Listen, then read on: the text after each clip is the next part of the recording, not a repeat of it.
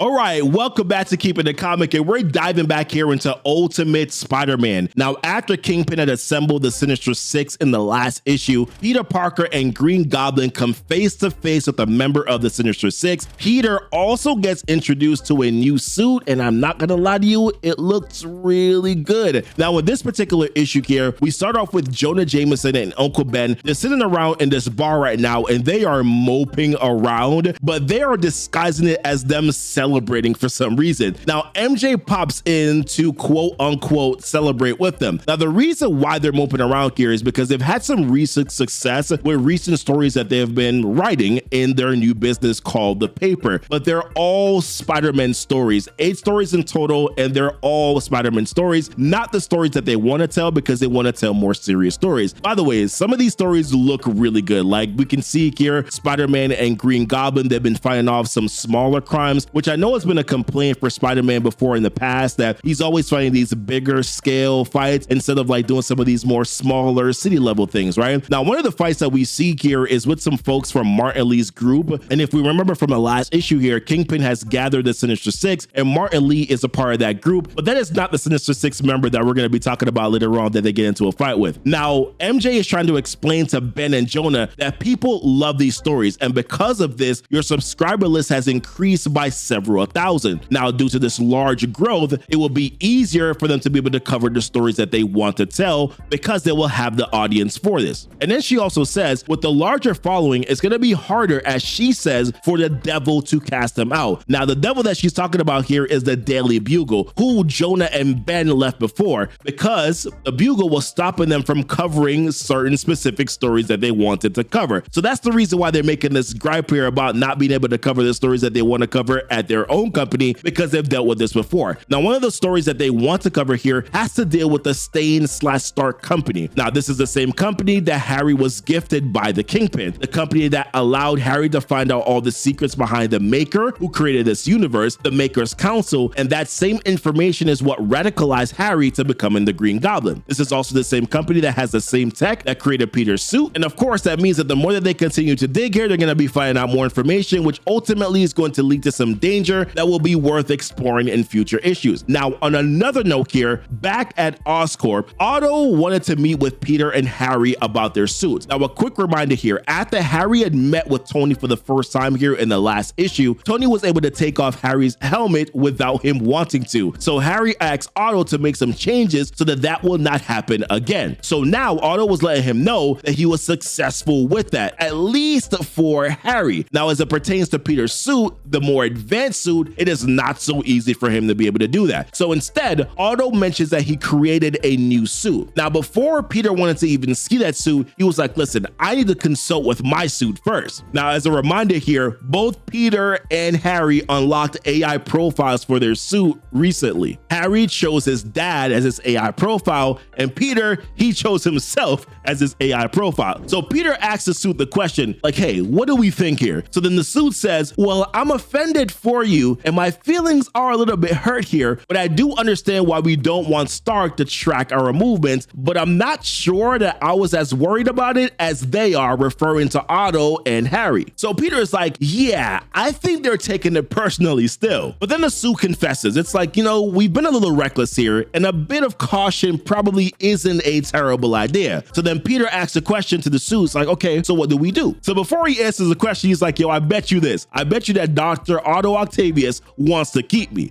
So then Peter asks Otto, so if I take this new suit that you've created, what are you gonna do with this one that I'm wearing right now? And just like predicted, he wanted the suit, as he says, to play around with it, to figure out some things. So Peter's suit is like, nah, bruh, do not leave me with him. I would rather stay home. Worst case scenario, I'm a good home defense system. So finally, after their nice little bromanship here, we finally get to the reveal of the new suit. And listen, the suit looks really good. It's a little bit bright for me here, but it does look good. Now, Otto is calling it the Spider Armor Mark I, which looks very similar to the Spider Armor MK3 that we know from previous comics. Now, Otto mentions that it has optimized web shooters that can hold up to 5 tons. He mentions how it has rocket launchers, concussion bombs, stun webs. It has a cutting laser. It's bulletproof. It's EMP and explosion proof. On top of that, they mention how it's connected to Oscorp and has access access to all data, files, diagnostics, and more. So then Peter finally chimes in and is like, yeah, bruh, I'm good. Because let's be real, guys, that's too much for this new Spider-Man, right? Also, he kind of loses the flexibility a little bit. Also, to a certain extent, he's trading one person being able to track him for another person being able to track him as well. So Peter's just like, okay, well, what's like a simpler solution to this? And then later on, when we see them on top of a roof here, we see him and Harry and Peter Parker in that typical spam. So then we see Peter Parker here in the typical spandex. That's right, y'all. Ultimate Peter Parker is going old school. Now, while Peter was trying to have a nice little discussion here, Harry was inviting Peter and MJ for vacation with him and Gwen. Peter was retorting and saying, listen, man, I got kids and an extended family. Why don't you come over to the house? Like, you guys come over to the house. So then Peter's spider sense then starts to immediately go off here. Now, before he could properly warn Harry of what's to come, he ducks and then a laser hits Harry,